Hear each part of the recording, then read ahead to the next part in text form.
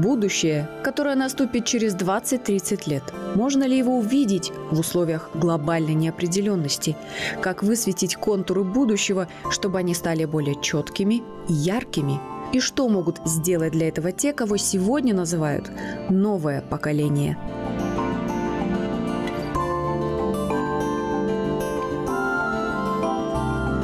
Смотрите сегодня. Даулет Шарипов – человек, который не боится испытаний.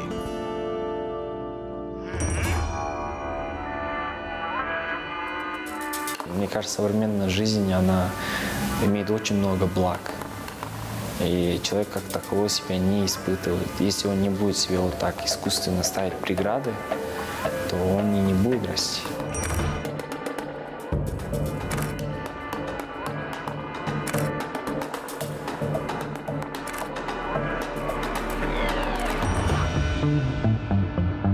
Даулет Шарипов – интерн-хирург, студент 7-го курса. Активно занимается спортом. Участник в первой казахстанской лыжной экспедиции на Южный полюс.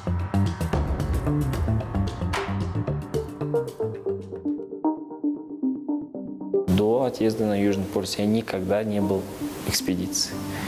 Чтобы вот прям выйти и в походных условиях находиться там более 3 дней. Я готовился больше психологически, наверное. Безусловно, насмотрелся, начитался про Южный полюс. Последний день было уже перед отъездом, когда уже все нужно вылетать. Было, блин, на что я подписался. Ну, это, мне кажется, это всегда бывает так, когда ты собираешься куда-то улететь. Там. Ну, нужно просто сказать себе, ну, раз ты начал, нужно доделывать. А если ты боишься, тогда и не начинай.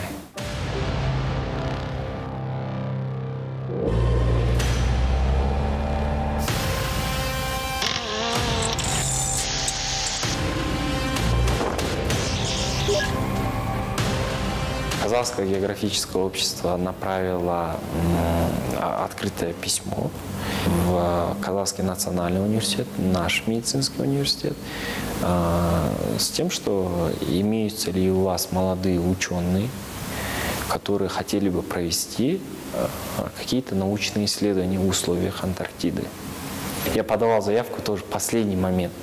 Они позвонили на следующий день, сказали, что пока вы проходите, ну, вот в физическом плане мы вот собираемся произвести поход на Кокжайлау.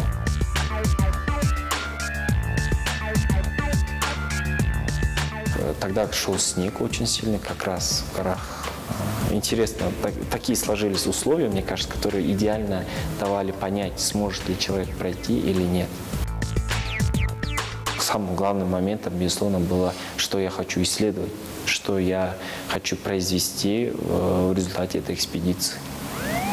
Это раз. И второе, это, безусловно, то, что я работал в скорой помощи, имел навыки оказания неотложной помощи. И это тоже, мне кажется, давало определенные преимущества перед другими конкурентами. И третий момент, это была, конечно, физическая подготовленность.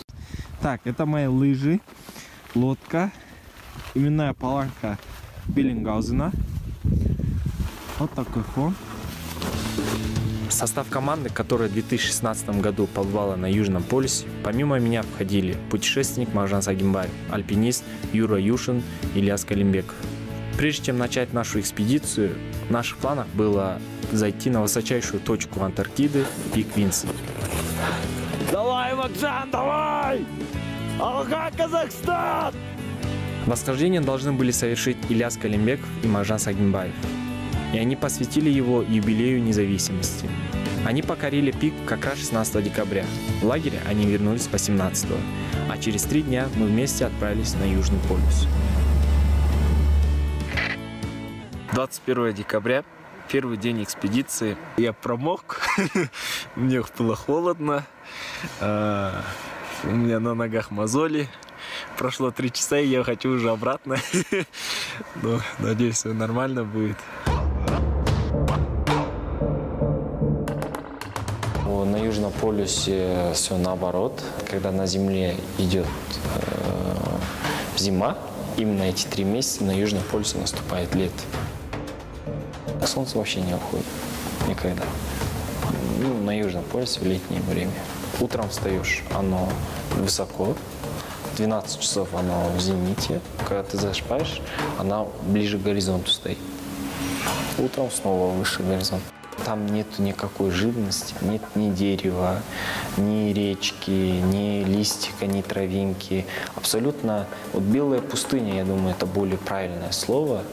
То есть ничего нет, никакой живности, абсолютная тишина. Ветер и тишина. И при этом сумасшедший холод. Мы шли 11 дней. Прошли более 220 километров.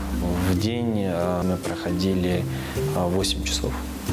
Учитывая сам переход, учитывая время, которое затрачивали на подготовку к отходу ко сну и подготовку к выходу к самому походу, у нас осталось время только поспать. День 6, 26 декабря 2016 года. Сегодня у нас, получается, целый день будем отдыхать. Во время нашей экспедиции были запланированы научные исследования. По сути, все исследование сводилось к 2 аспектам. Посмотреть, как влияет сам поход и условия похода в условиях Антарктиды на психоэмоциональную составляющую и на функциональную составляющую членов экспедиции. Как человек адаптируется не только психологически, но и физиологически.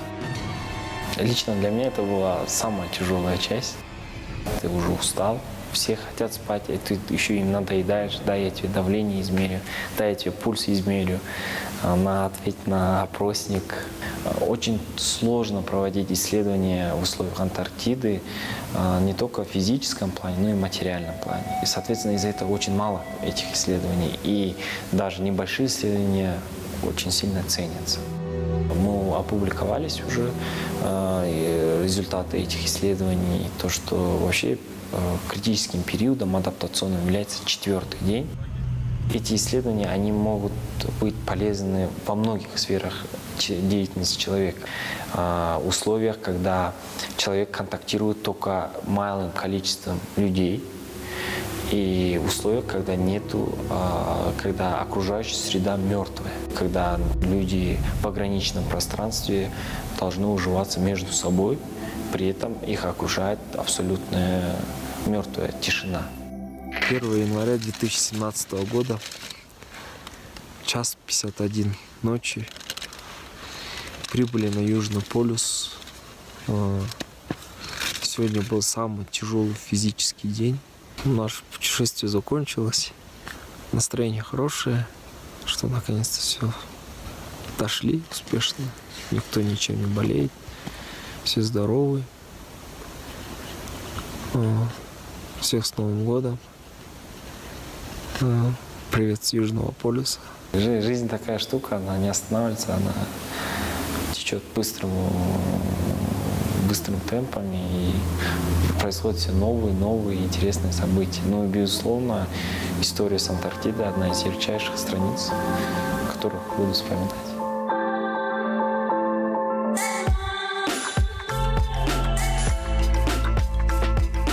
Я родился, вырос в городе Шымкент, Южно-Казахстанской области.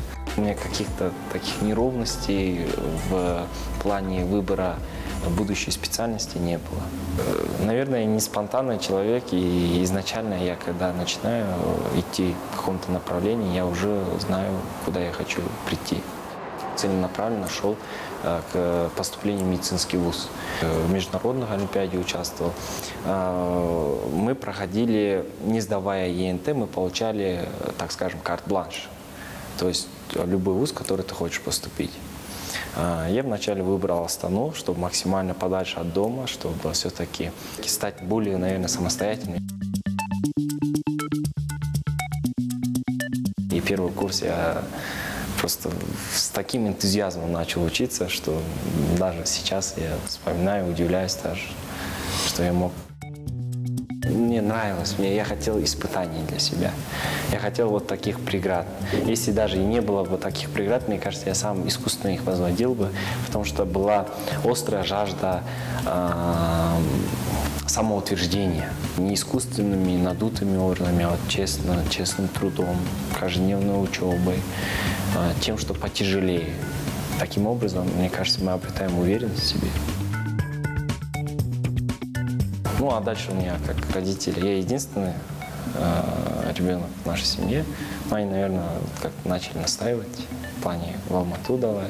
Как я перевелся в Алмату, наш Казахский национальный медицинский университет, для меня вот эта игра, в кавычках, она не закончилась. На данный момент я являюсь интерным хирургом.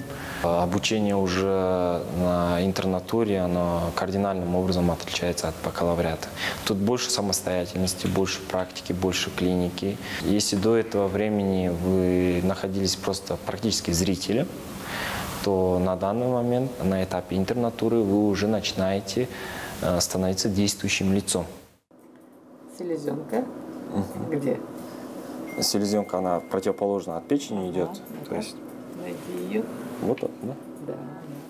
Конечно, можно уйти полдня проучиться, пойти спать, играть в компьютерные игры или так далее. Но... Ну и что, типа, сегодня я не выучил, завтра выучу, и так оставалось на завтра и никогда. Тогда ты в будущем ты начинаешь отставать уже.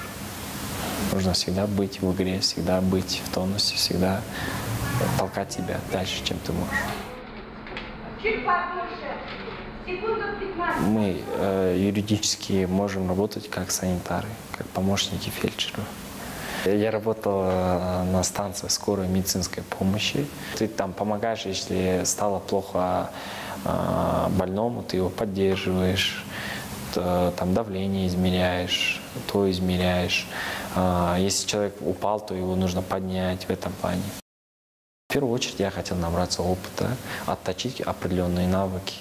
Для меня это очень полезный опыт в плане не только тех задач, которые я поставил, но и в плане общения с коллегами будущими, а вообще общения с гражданами, которые не совсем иногда адекватные. То есть это все-таки стрессоустойчивость, способность преодолевать эти конфликты.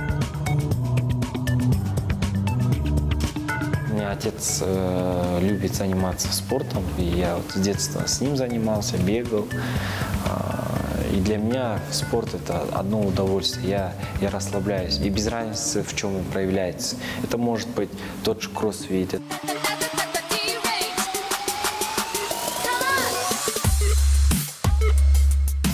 Это не тот вид спорта, где ты отдыхаешь. Это все-таки спорт, где ты по максимальному выкладываешься, где ты оттачиваешь свой характер, где ты реально как-то становишься больше, чем ты есть.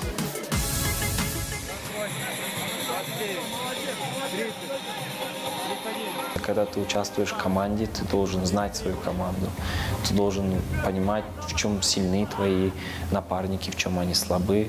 А у нас команда такие, достаточно такие свежие, сырая собралась. Мы друг друга не совсем знали. Но даже при этом, я думаю, мы получили удовольствие от этого. Лично для меня учеба не является тем, что истощает меня. Это уже для меня отдых, на самом деле. Если тебе это все нравится, ты уже получаешь удовольствие. Потому что самое главное – это в любом деле получать удовольствие. Даулет Шарипов после окончания интернатуры планирует продолжить обучение в резидентуре. Он сделал окончательный выбор в пользу нейрохирургии, которая считается в медицине одним из самых сложных разделов. Каждая операция здесь связана с огромным риском. От действия нейрохирурга зависит не только жизнь, но и личность пациента, его способность мыслить и творить. Поэтому выбор такой специализации – большая ответственность. Даулет готов совершенствовать свои знания и профессиональные навыки, чтобы справиться с этой ответственностью.